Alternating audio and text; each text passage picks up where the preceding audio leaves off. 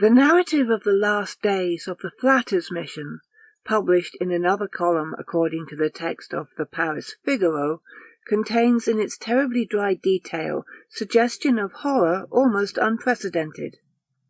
Most of the victims, as their names show, were Spahis belonging to the race of the desert's children, but they had long been accustomed to the comparatively civilized life of Algeria or the Senegal colonies, and their last struggle took place in a region known only to the wildest and fiercest of all nomad Arabs, who sweep through it on their way to carry off a sable booty of slaves from the black cities of the Niger, leaving behind them on their return a track marked with skeletons.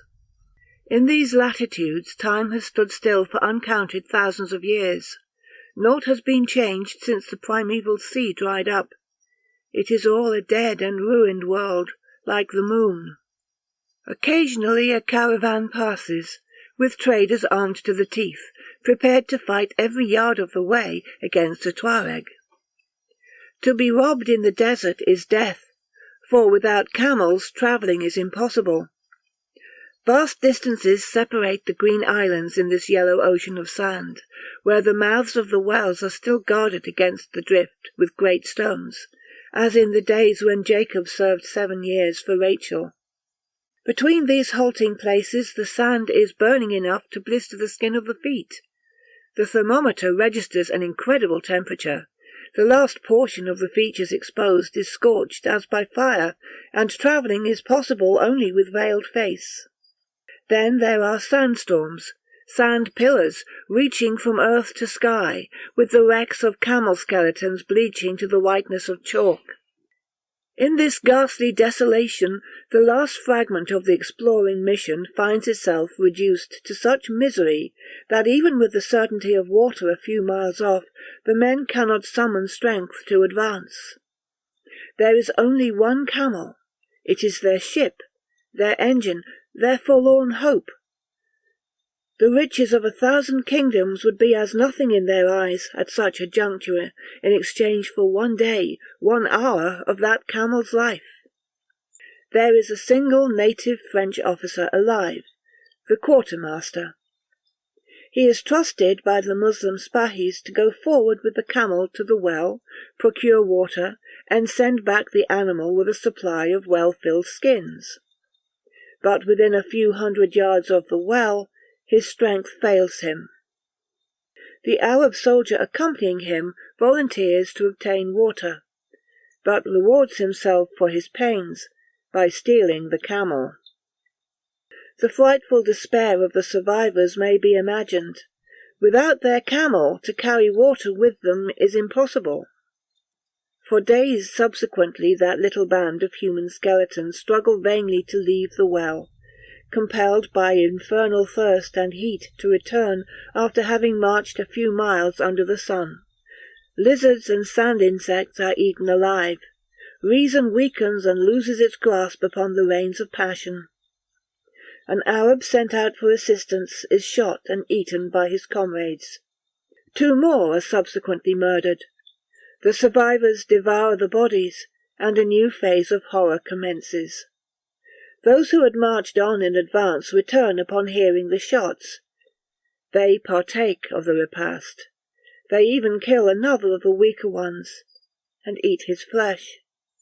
After this, the wreck of the expedition supports itself by cannibalism, as a pack of wolves devour each other in the madness of hunger.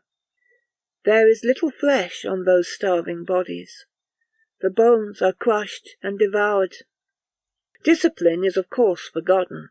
The French officer is killed and eaten. Then appears the most horrible phase of the long tragedy. The sufferers conceive a hideous dread of each other. They separate. They fear at night to sleep. The man who yields to slumber in spite of himself may never awake.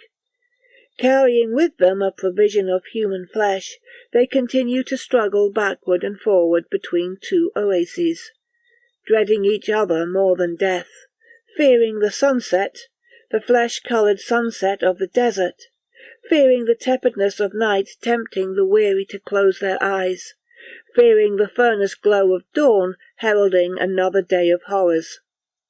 in the glare of his comrade's eye, in the fleshlessness of his comrade's face, each sees a menace and mockery of death. Each keeps his finger upon the trigger of his revolver.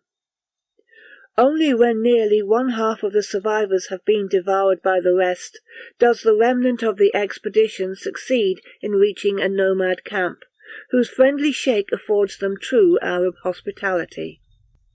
Strangely enough, these wretched survivors still feel the most intense hatred to one of their members who had been left behind at Hassi Hajjaj, the pilgrim's well, and who had reportedly fled from those who sought to kill and devour him. They design to return and kill him, and beg that camels be lent to them. But the Arab host suspects something. He insists upon accompanying them, and beholds sights that would have sickened the fiercest even of Tuareg. By his coming, the life of the Spahi is saved, but his fear of his old comrades is such that he refuses to accept aid until they have themselves departed another way. At last a troop of friendly horsemen escort the victims to Ouargla, the Tunis of the desert, whence it is generally possible to obtain an escort to the last of the French military outposts, Tagarth. But even Ouargla is remote from the civilized world proper, and the French flag could never be maintained there except under the protection of an expeditionary column. When the reader pictures to his mind the unutterable misery of that march through a waste fantastically desolate as a lunar landscape, under a sky whose very clouds are flying sand, under a perpendicular sun whose beams scorch like molten iron, against a wind whose heat flays the face, excoriates the hands, shrivels even the water-skins upon the backs of the dromedaries, and when he imagines that silent struggle about the oasis, the murder of sleepers at the well, the frenzy of mutual hatred inspired by cannibalism, the emaciation that rendered it almost impossible to obtain 3 days' food from nearly 12 adult bodies, the crunching of bones when starvation had consumed the muscles of the victim, the thirst that blackens the lips and makes the tongue crack open and stifle speech in the throat. It is indeed difficult to conceive how men can pass through such experience and remain sane. The most pitiful case of all seems that of the poor Spahi left alone for nearly a week at the well, who took to flight whenever his ghoulish companions came back for water, and returned by stealth in the night to gnaw the bones of the dead.